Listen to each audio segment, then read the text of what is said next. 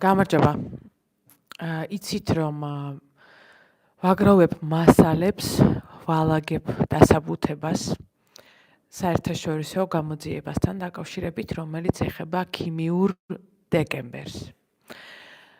მაგრამ სანამ ამას გავაგრძელებდე, პირველი რაც მინდა ვთქვა, რომ ზუსტად ისე როგორც ვიცოდი თავიდანვე.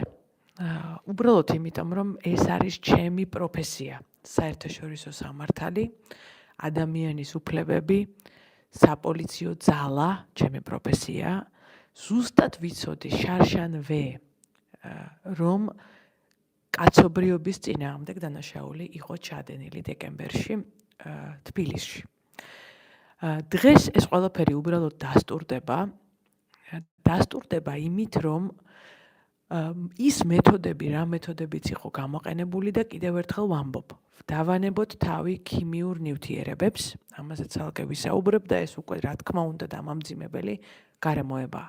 მაგრამ მანამდე გაზის კაფსულები, მოქალაქეების დევნა, წყლის ჭავლი, 10,000-ობით ადამიანის დარბევა, მაშინ როდესაც იქ ბავშვები არიან, ორსული ქალები არიან, მოხუცებულები არიან, ამ ყველაფრის ერთობლივად გამოყენება, ამაზე ზედ დამატებული ადამიანების იმავე ჯგუფებიდან გატაცება.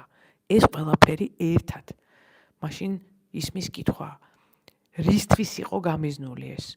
ხალხის დასაშლელად, თუ დასასჯელად, იმდენად დასასჯელად, რომ არავის აღარ გაებედა პროტესტის გამოხატვა. რა თქმა უნდა, ყველა ეს ქმედება მიუთითებს მეორეს, რომ დაშლასთან ეს არაფერი კავშირში არ იყო. და ერთობლიობა, რაც იყო გამოყენებული ქმედებებისა, მიუთითებს იმას, რომ აქ იყო ჩადენილი უმძიმესი საერთაშორისო დანაშაული და ამ დანაშაულისთვის ადამიანებმა პასუხი უნდა აგონ.